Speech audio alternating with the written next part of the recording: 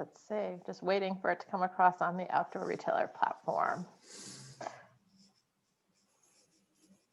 All right, here we go. All right.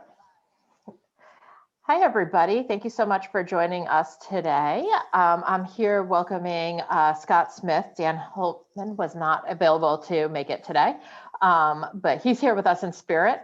And just want to thank you again. There's quite a crowd here to talk about preparing for the show, going into a season that is completely different than anything else we've experienced in the past. And I know, retail business has been different than we've experienced in the past. The buying season's different. The winter sports season's different. So, Scott is always a wealth of knowledge, and so excited to hear him share his expertise and some tips for navigating it. So, Scott, I will turn it over to you. Awesome. Thank you so much, Maggie. I really appreciate it. And thanks to everyone for spending a little bit of time with us today. As Maggie suggested, Dan's not going to be with us today, but he is with us in spirit, and we represent the Wealthy Retail Group. We'll make some reference to areas that you can contact us directly. We really encourage that along the way as well. And as I said, we're not going to have as much of a Q&A as much as we want to be available to you if you've got questions personally that we can answer for you directly too. Today's session, our SIA session today, we call Without a Plan, It's Just a Wish. So in sessions that you may or may not have been with us in the past, we've focused on good retail practices. Both Dan and I have been doing this thing for many, many years, myself in the ski and outdoor industry for over 30 something years now as well. And, we've really learnt the best practices. We've been able to share and work with retailers in the best practices. And we've looked at many different areas, from merchandising through to, selling skills, et cetera, et cetera. Today, we wanted to put some meat on the bones for you and really look directly at the tools available to you and what Dan and I kind of work in our everyday business in terms of, forecasting, planning, and using kind of the available systems that we have to optimize and be more educated and more direct and more measurable when it comes to your buying. So with that being said, I'm going to kind of work through a couple of different areas. We're going to talk about it being our mission for 2021. We've gone through a crazy year, with highs and lows, and we're all talking about kind of being out in 21 and having this fresh start and having this optimistic view of what the year's going to be like. Well, we're going to take this right down to the nitty gritty, and I'm going to show you some of the tools that we believe promote the best production of cash in your business. Let's face it, it's all about producing cash. It's all about making sure that our business is flowing. The word pivot has come up so many times over this last 12 months, that we're pivoting, that we're moving, that we're changing, that we're adapting. And those businesses that have done that have been the most successful. So we're going to look at the different areas, the different tools available to you to be able to make your buying process successful. We're going to look at the plan. We're going to look at how we execute on a plan. We're going to look at how we measure against a plan. And then ultimately, we're going to look at how we conquer this process. And I'm going to go, deeper into each area and show you these different tools. So the first area that I want to focus on is the merchandise plan. And so I'm going to go over and give you a kind of a practical demonstration of what a good plan is. For those of you that there may be many that are familiar, what you've got in front of you now is what we call a Retail Orbit plan. Retail Orbit is really the premier planning program in the world today for independent retailers. And it is an objective plan that you work with a consultant on to be able to map out your business. And the way that I like to kind of describe an inventory plan is almost like when you're driving a car, okay? So when you're driving a car, and you're looking back in the rearview mirror, that's where I see the point of sale system or your inventory control software. It does a fantastic job of showing you what you've done in the past. Okay, you can report on the statistics of where you've been. You can look at how you've fared and how you've performed. And we're going to touch on that later. What a merchandise plan does, though, and how we truly drive a vehicle is looking ahead of us. We're looking down the highway. We're seeing where we're going to go, and we're making decisions as a driver based on where we want to go, not where we've been. Okay, so this is the importance of a merchandise plan, and this is why we talk about this session as being, without a plan, it's just a wish. It's all about where we're going. Hey, this past 12 months has been an incredible example of that. If we haven't had a plan, if we haven't mapped, if we haven't pivoted, if we haven't moved, if we haven't, invested in where we need to go, then we're going to get caught in the pack at the back of the lineup. Okay, so we start with, very importantly, a merchandise plan is an objective view. It's a view from outside your emotion, from outside of your businesses. And this is what I find a true merchandise plan is so powerful. Not only does it measure your business, not only does it give you an accurate reading of your business, but it gives you a prediction or a forecast that is not something that you have invested in and built yourself. Okay, and not to say that planning out and mapping where you want to go on your own is not an important part of it. But we are so caught up, especially as you go into buying season now, we can get so caught up in the emotion of the relationships we have with our vendors, the season and the past, what happened to us, the experiences that we get, the calls that we're getting, the comments that we're getting from our sales teams. It's very influential. And the human brain, as we know, works with what's in front of it. It works with what we see in front of us, and we tend to make our decisions and responses based on that kind of instant gratification, that moment that the sales staff member come up to me and said, we are dying in black shirts. We need to get after a bunch of black shirts. What goes into our mind when we buy is we've got to get after black shirts. Quite often we had come into the season, we go, oh man, I don't remember ordering those 15 different styles of black shirts. Maybe I didn't need that many. So it gives you that objective view. It also gives you the ability to look at it. And as we're going to go into an example right now, it gives you the ability to look at your business by classification. Many of you that have been in sessions within the past have heard us preach the importance of classing your merchandise correctly.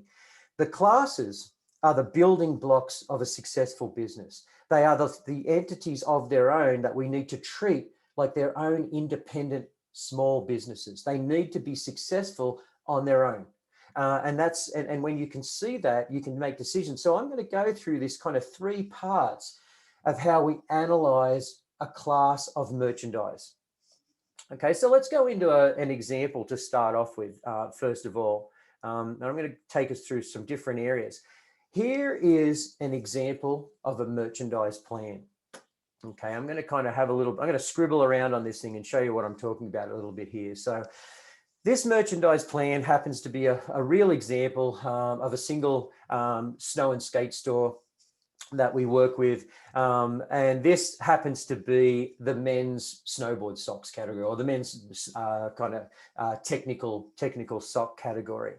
Okay, and you'll see, first of all, on a merchandise plan, that there's color coding. Okay, there's a color code on the merchandise plan.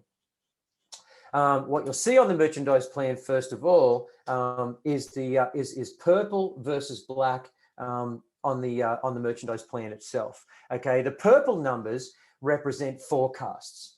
They represent a forecast moving forward in the system. So you can see in that top section, the forecast summary is giving you some very key elements to understand about your business. First of all, first cab right off the rank is the sales forecast. Okay, what the system is doing is it's predicting 12 months worth of sales in advance. Remember that roadmap, I'm looking forward.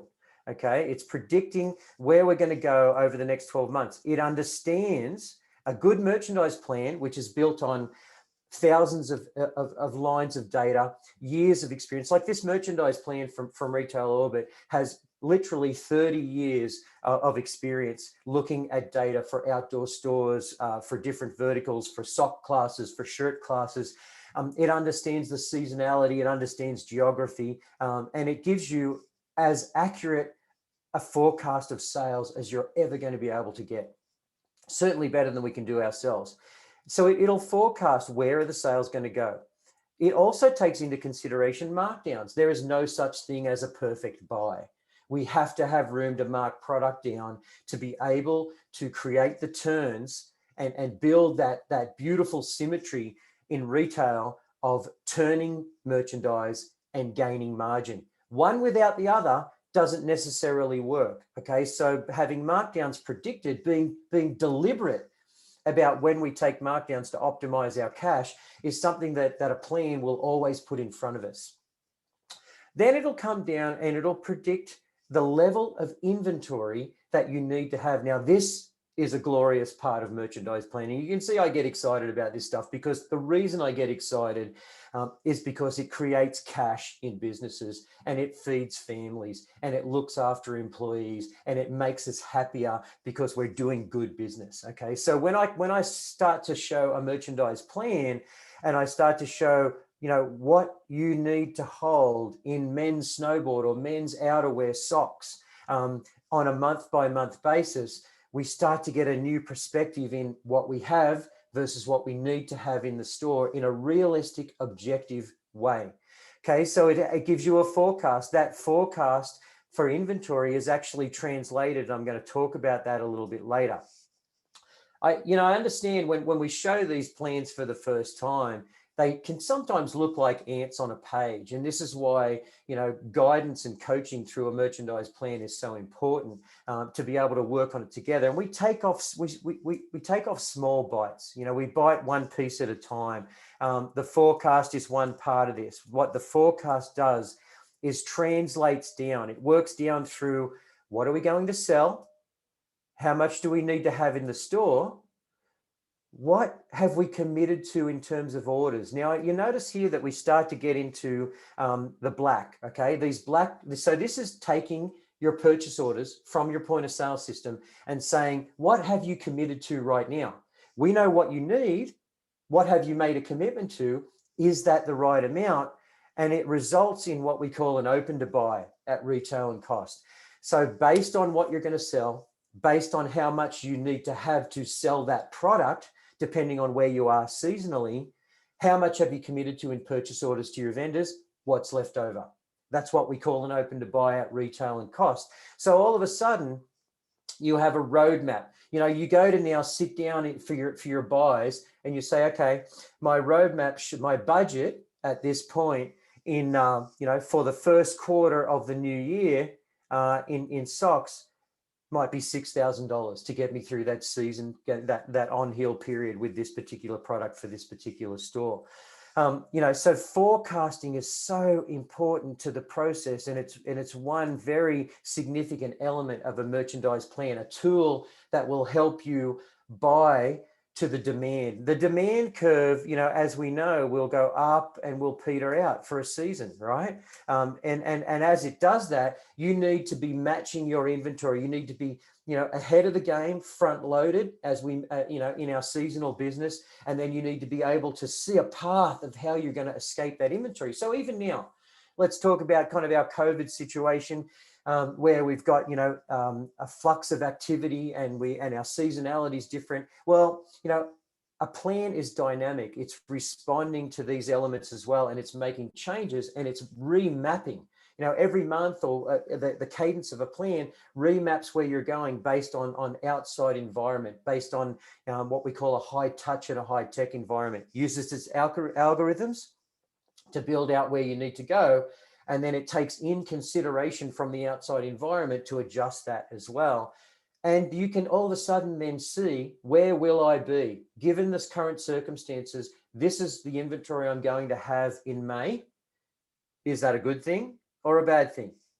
And the other part of a merchandise plan that's incredibly important, as we've talked about as well, is sometimes for the first time, you're able to see what an ideal inventory would be versus what my inventory would be. So in this particular case right now, in this class, and I won't dive deep into the details depending on your screen size, but we've got an example of these, these technical socks where we're holding $23,000 worth of socks at retail right now, $23,900. The forecast is 24.8. And that forecast is based on, in this particular store, where we do sell significantly. The season is just ramping up. You know, in a city store, it may be different, but we're front loading at a what we call a stock to sales ratio of 5 to 1. For every $1 we're selling in the early part of January, we're going to need $5 because we're anticipating in early February and March, we're going to need a significant amount of stock in this class. So we're getting ourselves prepared. Do we have the right amount of inventory? Well, in this particular case, we can put a big check on that and say, yeah, you know what, we're right in the zone. Now, how often can you say as a retailer without a plan that you know quite definitively that you have the right inventory to match the demand at this time? And remember, that will change dynamically as we scale out of the season. You'll see that inventory requirement go down. Okay, so you've got your forecast that then supports. And remember when I went back to purple versus black, you've got a forecast that gets to compare against your real numbers in your point of sale system. Okay, so in every good plan will represent those two things, will represent the difference between where we're going and where we are currently. You know, it's looking at your sales and your markdowns, your inventory level, and then finally giving you that representation of how you're flowing goods. Inflow is effectively receivings. Receivings, netting out what product you may be able to negotiate back to vendors, you know, looking at where you're moving inventory between locations and transfers, taking those four elements and marking them all against a plan, all against a roadmap for where you want to move to in the future. Now, the other side of a merchandise plan that's very, very important as well is what we call the KPIs, or the measurements inside a plan. Okay, when you measure, you're able to correct. Okay, like without measurement, and we've talked about this in many sessions that we've done together as well, without measurement, you really are not able to drive your business in the direction you need to go. So folks, if you're not measuring your business right now, if you're not using, you know, good statistics and KPIs, if you're not respecting the data that you're putting into your point of sale system, we're going to talk about that in a little bit as well. If you're not respecting that, keeping it clean and organized, you're doing yourself a disservice. Okay, all of these engines run and make your business more effective when you're able to kind of manage and organize your systems in a good way. So we'll talk through that as well. But so KPIs are measurements of your business. And if you look at, you know, I live in, as much as you can't tell by the accent, I live in Canada. So I talk about the hockey stick shape around the outside of a merchandise plan. This hockey stick goes back and represents to some extent where we performed against plan and how we've performed against last year, and gives you those measurable sides. You can immediately look at what we're forecasting for the next year in volume. You can see how important this sock class is to the business in relation to the other classes. You can stack it up in your business. On the sales side of things, you can look at your sales versus last year versus forecast. You can understand how your business is doing year to date in this piece of business, in this little store inside a store, this men's technical sock store. Okay, you're looking at your markdown performance. You know, how much are you driving through and what are you maintaining in terms of your margins? This area here, I believe, is one of the most important parts of a merchandise plan, and then one of the most important things that you should be thinking about with your goods, and it's called Freshness Factor. Okay, the reality of our business is whether we're seasonal, whether we think we can carry product for a longer period of time or not, the freshest product sells the best. People seeing product every time they come into your store, new or revamped, or something that they have in a color, a style, a size they haven't seen before, is the driving force of them wanting to come into your store again. Well, on a merchandise plan, we always take that into consideration. Freshness factor is simply the amount of inventory that you're bringing in as a percentage of the inventory that you own. So the amount of inventory that you're flowing in as a percentage of the inventory that you own over a period of time. Okay, freshness factor 30, 60, and 90 which, is a little more than coincidental, that lines up fairly closely to your payment terms, is about how much you've replenished in 30 days, how much you've replenished in 60 days, and then 90 days. Okay. Wouldn't it be a dream? Isn't it the reality of good business practice to buy from a vendor, sell to your customer, and then pay your vendor in that particular order? Well, that's what freshness is about. It's understanding that, if I'm getting if I've got 30-day terms with a particular vendor, and I'm seeing 100% in terms of my freshness factor or my replenishment rate over 30 days, and in some of the accessory classes, we may be able to do that, then I know that I'm going to have my business is going to be cashing in and out of goods in a pretty effective way. Hey, we're seasonal, right? Like in our industry. So that might not be the case. And we might have benchmarks over 60 and 90 where we want to be. We might see a freshness factor of 70, 80% over 90 days. And that might be a really effective number for us because we know we're going to be able to have that stretch out through. But see how it's measuring? It's looking at the health of our inventory on any given day. These reports are updated on a daily basis. Okay, so you can see that freshness factor on a daily basis. Now, take this into consideration. How many of you out there have potentially wondered, gee, the bank account's pretty stretched right now. It's January, maybe I didn't come through Christmas as strong as I want, and everybody's knocking on my door in terms of paying bills right now. So what do I do? Do I have to go on sale? Do I, what percentage do I put out there? Like, do I just have across the board sale on everything because I've got to scratch this money to make payroll? This is where a plan comes into act. This is when you can see, hey, I've got in this particular class for men's socks right now, I'm sitting on exactly the right amount of inventory. I can even see compared to last year that I've got less inventory in place. I'm in a good, healthy position. I should run out in a pretty healthy way by the season end because I know that against plan. This is not a class that I need to necessarily flinch, gut respond to, and put on sale because my customers are not demanding that I do that right now. I need to potentially, if I'm in that position, let's go and find a group of classifications that need that markdown. And I can do it very easily. My freshness factor will give me a consideration of the age of my product. My inventory position against plan will tell me how much over or under I am. I can simply take that number and then work back to the racks in the stores and say, hey, well, I'm over 10,000 right now. What I need to do is move out of that $10,000 worth of inventory to get me into a reasonable position, get me into a position where I'm going to slide out of goods at the right time. And so now, instead of going in and saying, oh, I've got to have a mad sale because I need to, make payroll this month, I can actually take, these 3 classes or these 4 classes. I can mark them down. I can go back, which we're going to talk about in a minute here.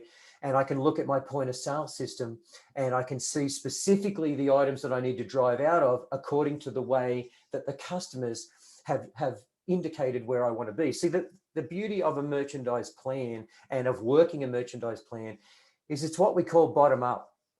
It's driven by dollars coming into the till.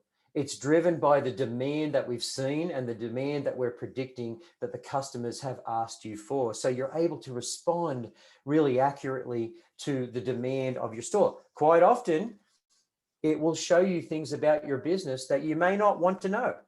Quite often it'll say that, hey, even though you love hard goods, even though that you're an absolutely awesome premier store in the ski categories, in some of your locations, maybe what's driving that is your hoodie class. Maybe what's driving that is your socks. Maybe what's driving that is your sweatpants or your ball caps or your branded goods.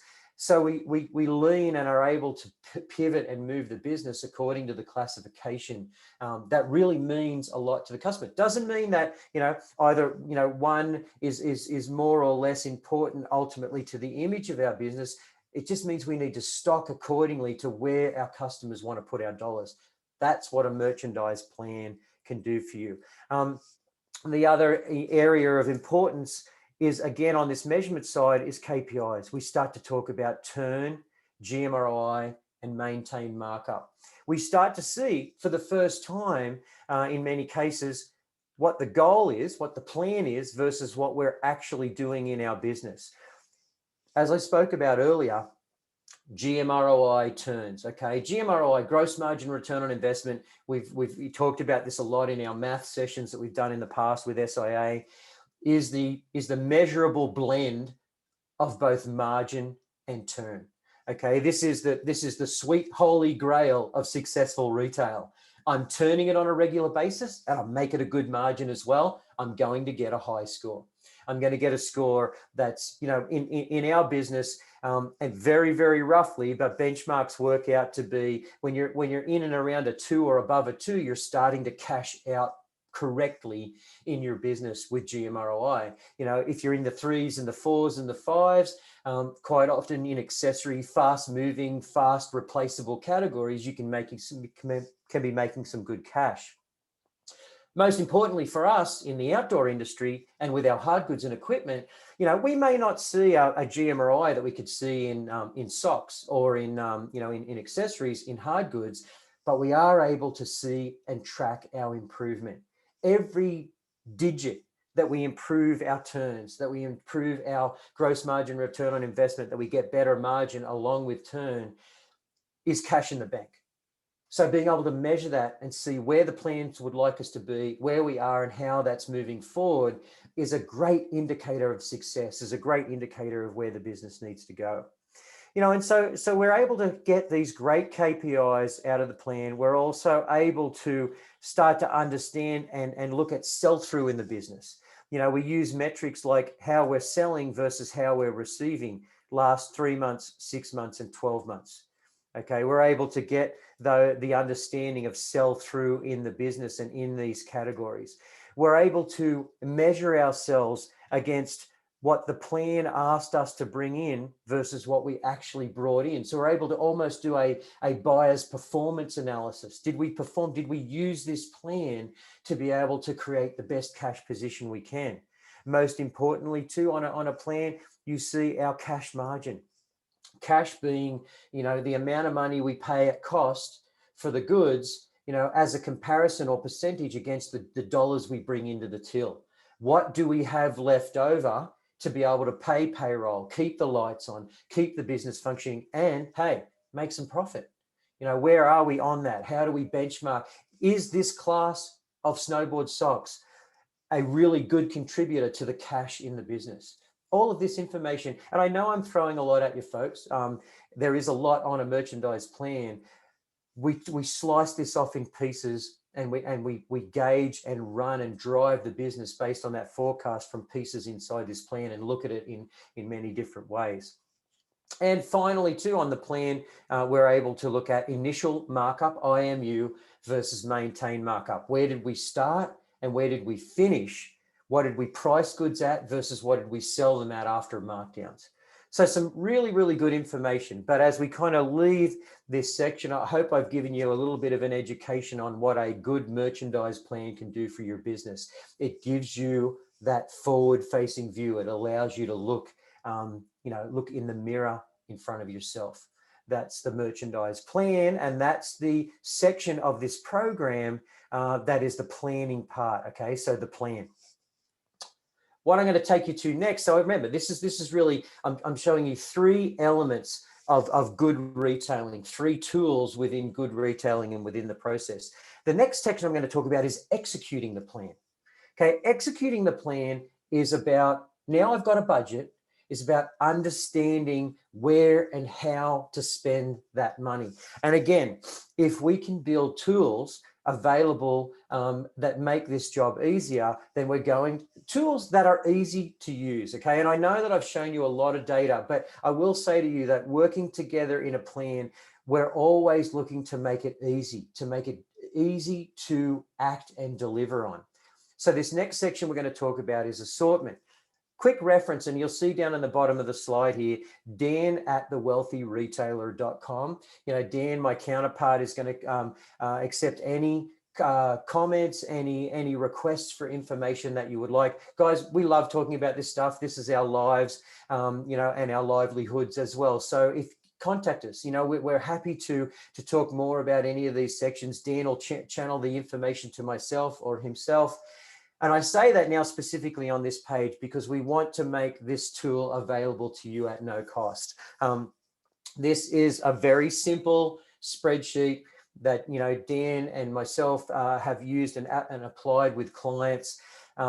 It's a way of translating the budgets at our classification level and getting more granular with the money that you're going to spend, so you don't duplicate your spending through your SKUs and your styles. Very simple, but contact us if you want a copy of this. We're happy to give it to you guys. It's a great benefit of working with SIA. You can utilize some of the tools that we've built over the years and utilize our skill set as well. So let me take you for a really quick run through. Very, very simple spreadsheet. Let's go out to the assortment plan. So as I refer back, and this doesn't take a lot of explaining, I just think it's very helpful to have something that you're accountable to as a buyer, that you can work to. As I used that example earlier in the session about the black t-shirt or the black shirt, right? The black shirt that I'm wearing right now. This is a way to make sure that you're not duplicating on top of those budgets. So first of all, if you have a look at a good assortment tool, you're going to have the inflow forecast in this top corner. You're going to have the inflow forecast, and you're also going to have the current on order that you've got on order right now. You'll look through what we call your starting open to buy. How much money has the plan given you in this class? This example is men's tees. We could even call it the snowboard socks that we've looked at. So we're looking at elements like, how much did it forecast that we're going to need to flow into the store? We got that from the merchandise plan that we just talked about. We're going to look at how much we've spent so far, and that will translate from this spreadsheet because we're calculating as we go, okay? We can start to represent on the spreadsheet the different vendors. Now we're starting to get granular, okay? The assortment plan is about taking big picture and translating it into practicality, translating it into our buys. Maggie talked about being prepared for this current season of buying that you're all about to get into now. You're just going to start to make your decisions pretty quickly here.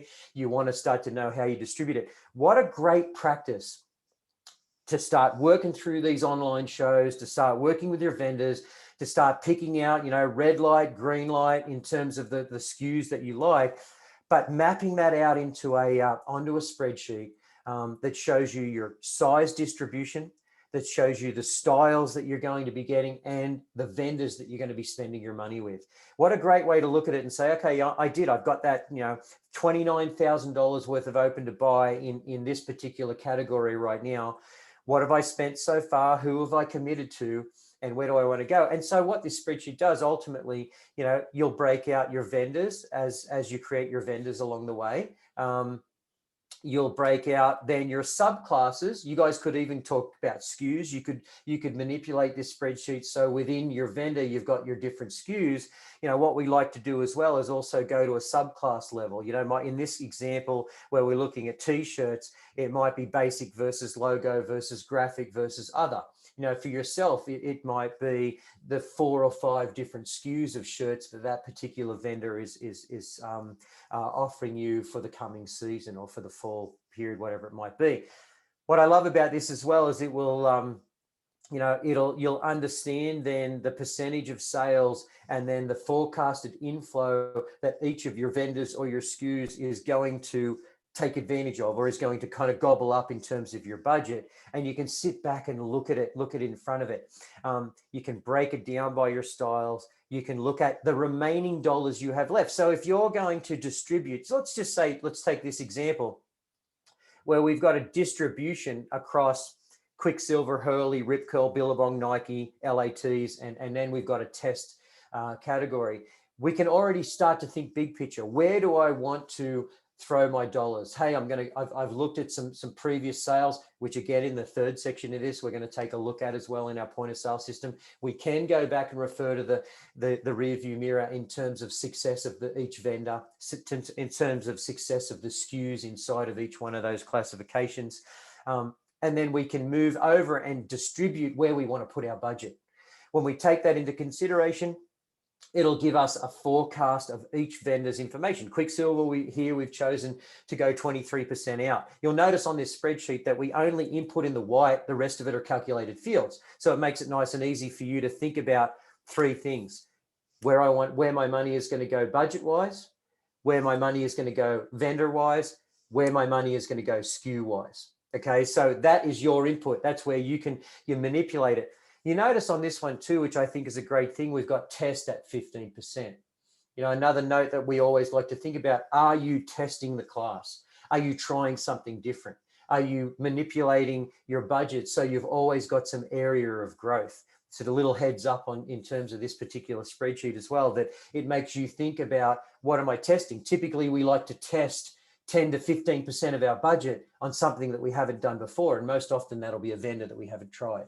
We will not learn unless we test. We have to be able to fail and measure and move forward and find those wins along the way as well. So the assortment plan is when the rubber hits the road. And I know that, a lot of us cringe when it comes that type of season where we're overwhelmed with ordering, but why not use a tool that makes it logical, that keeps you accountable in terms of what you're spending? You've got to have that inflow budget to start with. You've got to have a grounding point. You've got to start from a merchandise plan to be able to understand how the rest of it flows in. Then you will keep yourself in check. Then you can have as much fun as you want with SKUs and styles and what you want to test in new, and you know that you'll be working within a budget. You won't get, the 15 vendors worth of black t-shirt scenario, because you're going to see it in front of yourselves. If you're not mapping out your buys, folks, right now, please try it. This is a free tool. Get a hold of, email us, dan@thewealthyretailer.com. Love to give you this to try and test if you're not using something like this already at the moment. So that's really the second part. And so I moved through quickly. You can grab the hold of one of these tools from us and give it a try if you're not already doing so. The assortment plan or the execute. The execution of a good merchandise plan, how I allocate out those dollars accordingly. Okay, the next section that I'd like to take you to, and I folks, Maggie and the SIA team are recording this for a reason. And one of those reasons is that I speak quickly and I try to get a lot of material out to you as well. So, I apologize as I move through very quickly. I wanted to get a lot of kind of juicy information out to you in this session. And again, though, anything that you would like to ask us about, we love to talk about this stuff. The next element and the last element that I'd like to talk about in terms of this process is the measurement. Okay, now remember, this is when we're going to start talking about that rear view mirror. The example that I'd like to use for you folks is and what I'm really talking about here is reporting in point of sale systems. Okay. Both Dan and I have worked with point of sale systems for many, many years. Dan, retailbycrs.com is a reference, and I'm going to give you Dan's organization is one of the few in North America that is truly objective with the point of sale systems and has multiple systems to look at. There is no point of sale system that I'm aware of in my history of working with data that's free of sin. You're all sitting there today, complaining about certain features in your point of sale system that you're not happy with. That's completely natural. And, quite honestly, there will always be those elements inside of a point of sale system. There are certainly some that are better than others. And there's certainly some that make sense for your business than others do. And there's other systems that make sense for other businesses that don't make sense for you. Get a hold of our team or Dan. We are truly consultative and we're happy to give you advice, give you our kind of experience in terms of systems if you are shopping. But what I'd like to show you today is the element that I think is the most important part about a point of sale system. Okay, first of all, what you want to look for in a point of sale system, and as I kind of get into this measurement side of things, you want to look for a system that is easy to use. Okay, I don't care how great a point of sale system, how many features it has. If it scares the heck out of you and you don't use the functions that it has, it's not worth owning. Okay, I think of the Apple phone. I think is the most classic example, right? As we all use, or many of us use Apple phones, or whether it be kind of a smartphone. Their success is measured by how easy it is. My great grandfather could use an Apple iPhone. My father and father-in-law who are sitting there are able to navigate an Apple phone no problem, or their iPad or whatever it might be. That is the true test of good software, is that can we use it simply without frustration?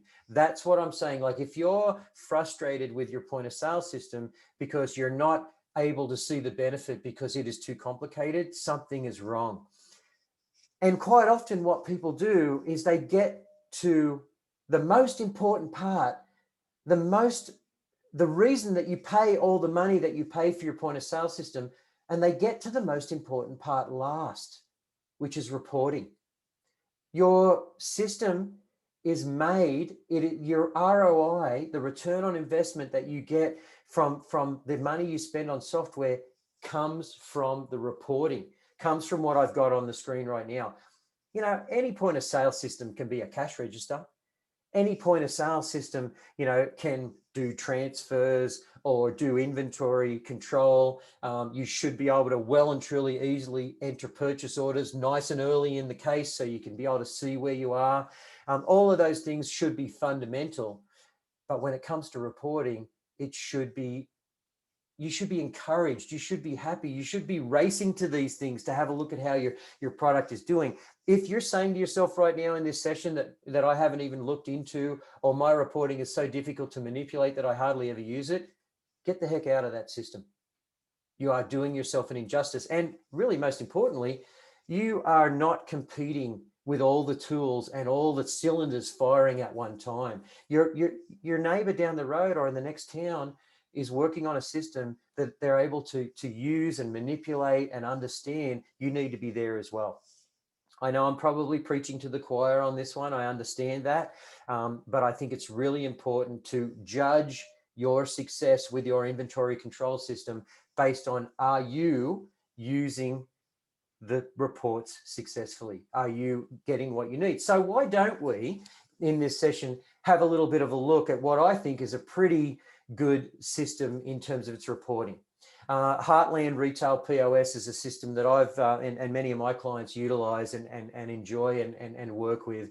So it's one that I'm going to kind of give you a little tour around at the moment. Now, I just happen to have one that I've prepared earlier, just like a cooking show. I have what we call a vendor scorecard. Okay, this is the reporting engine of Heartland Retail, and again, one of the easier systems that I like to work with. So if you have a look at this, the scorecard, I'm going to take you through a little bit of a tour on like just the simple areas that you can look at when you're reporting, okay? And the tabs across the top here are the different views and ways that you're able to look at a particular report. Okay, the first tab in this particular reporting tool is the filters. So we're looking at filters. What do I want to look at? Well, first of all, I want to look at a date range. I'd like the last 3 months is important to me in this particular sock category. Okay. I'd like to look at things like I'm narrowing down. Remember, we talked about important to start with narrowing down. You could run a report and have everything on the report and it's going to make no sense. So it's really simple in programs like this to be able to say, okay, I'd like to look at the classification of snowboard socks. In this particular instance, I'd like to look at the vendor instance or stance, wherever you call it, depending on where you are. I could even go further and start to filter into certain metrics, certain different areas. In this particular case, hey, that's what I'm going to narrow down to. I want to see activity over the last 3 months in snowboard socks in this particular brand. Okay, well, what areas do I want to look at? So basically, I'm going to make this a really simple report, but in programs like Heartland, you have an incredible range of ways to make reports and groups or areas of data that you'd like to look at. Hey, I'm a simple guy. I want to keep it simple. I just want to look at, I already know that I'm looking at stance and I'm looking at a particular class of goods, snowboard socks. I just want to look at each item and how they're doing. Okay, so I'm going to choose description as the group. Now, where the rubber really hits the road for a reporting system is in the metrics that you're able to look at.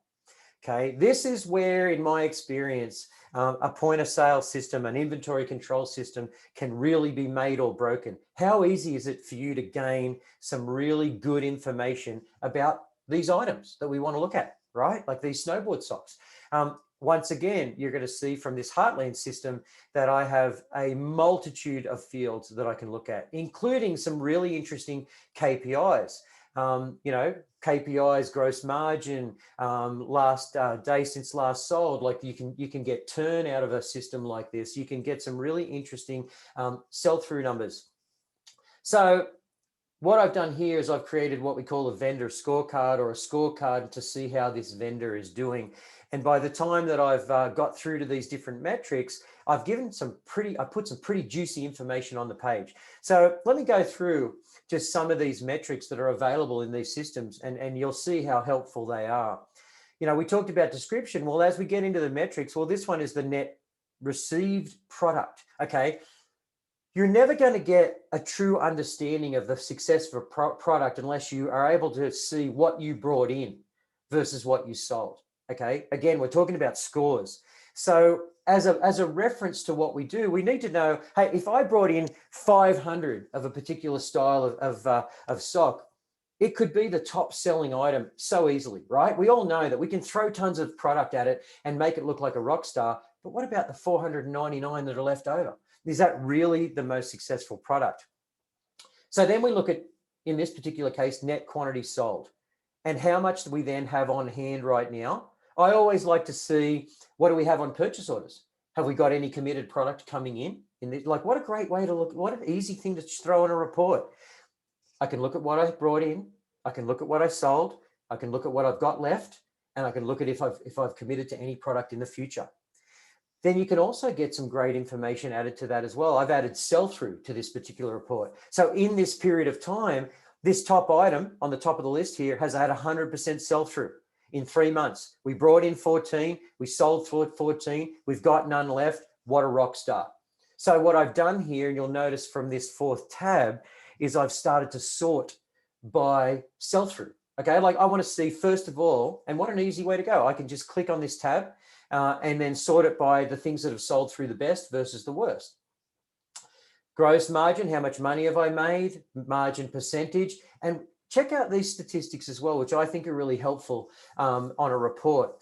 Days since last sold, okay? And then days since last received. Okay, so in some cases, if you have a look at this report, this is kind of an interesting example. I've got my top item that's sold through 100%.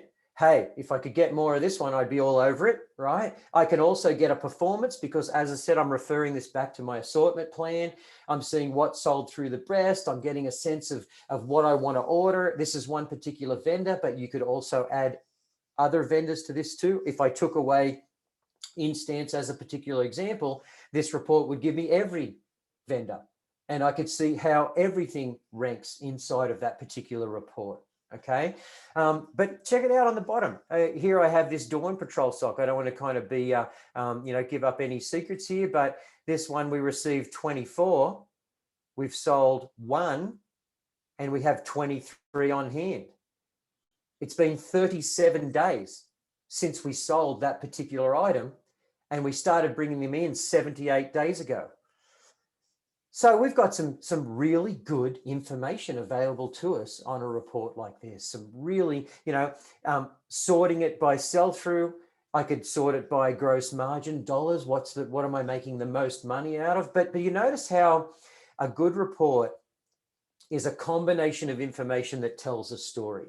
Okay. If I was just to put, so for those of you out there that are doing a sales report and that you're not considering the inventory that you brought in, you're not considering the inventory that you have left over, but you're just looking at sales, you're doing yourself a disservice. You're not necessarily showing the whole picture. You need the full story. A full vendor analysis or a scorecard anticipates what you brought in, what you sold, what you have left, what you've committed to in the future, and how that performed in terms of the money that it created. So I wanted to put something on the screen for you. If you're not able to get this kind of fluidity, this kind of information from a report, if you don't get excited about this stuff in your own system, then there's a shortfall. There's something missing there. Again, happy to chat with you guys. So just throw us an email. This system there, as I mentioned before, this system has the nice blend of being not too complicated, but also where it counts in the reporting, it's easy to use and easy to get good information. You want to have reports that show you your slow movers. You want to have reports that show you the items that you need to replenish. Hey, remember back to the planning segment where it was all about turn, where it's all about optimum margins. This information needs to be at your fingertips to be able to do that, to be able to have that fluidity of information available to you to make good decisions. Each one of these sections that we've talked about today is about making good decisions. It's about understanding the flow of your business, predicting where the business is going to go, and finally landing on something like this that we've got on the screen right now and being able to critique and understand what your customers have really done and what your customers want you to do in your business. Very, very important part of the process. So that's kind of the measurement side of things, folks. And then, so finally, and I just kind of wrap this up to some extent with, conquering. And it is all about, that 1, 2, 3. We really want to plan, execute, and measure. Plan, execute, and measure. And we will be able to conquer that buying process. Be confident going into the season, understand the decisions we made.